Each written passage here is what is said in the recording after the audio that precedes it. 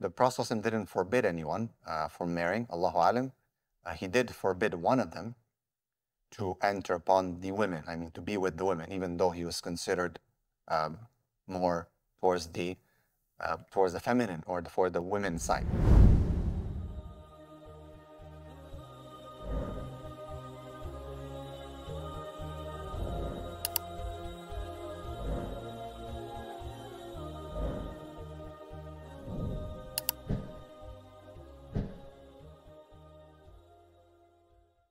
Bismillah ar-Rahman ar-Rahim. Assalamu alaikum wa rahmatullahi wa barakatuh.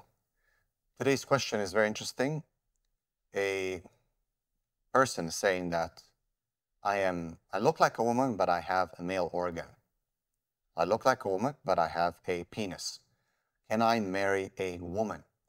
And what about if a man looks like a man but has a vagina, a female organ? Can they marry another man? So it's a very interesting question. And of course, our deen looks at everything. And the ulama have spoken about this for a long time ago. Because our deen is a way of life. These things can happen. Even at the time of the Prophet ﷺ, there was a specific saf for people who were hermaphrodites.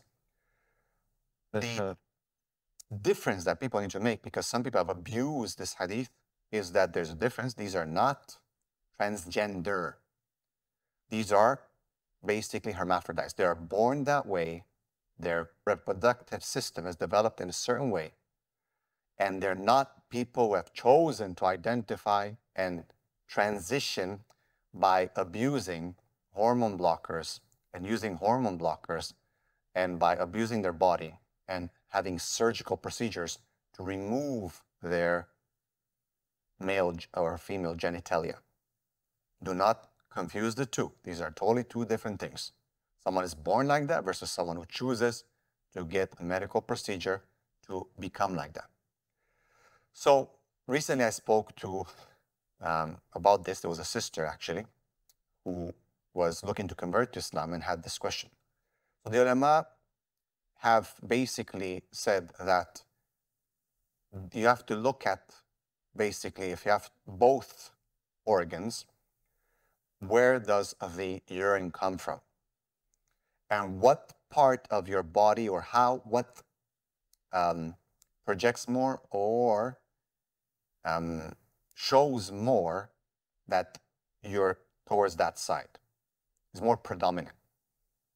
So if you are more predominant sexually and the way you look towards a certain way, and that's what functions, then even if you have the other side, you can go for that side. And the ulama have also said that it is permissible to have surgery in this case to correct any issues. You understand? So let's say that a woman looks like a woman and has both basically, then she should go towards what is more predominantly looking and what what you see identifies her as a woman.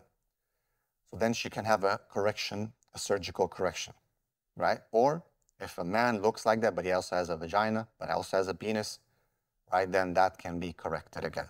Can these people get married and so on and so forth? Again, this has to be looked at. The ulama have to look at it with doctors and so on.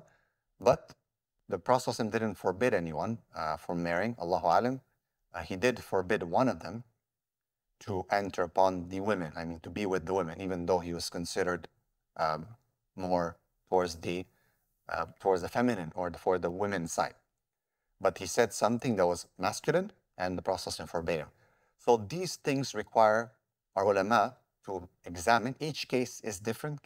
I don't agree that these fatwas can be just taken online, just straight up like that. So I would encourage anyone, so I'm just talking in general here, please do not take this video as a ruling, no.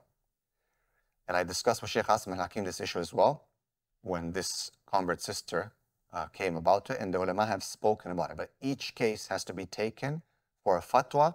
There has to be some examination, medical examination, and the scholars to be involved. Then the ruling can come out. Wallahu a'lam.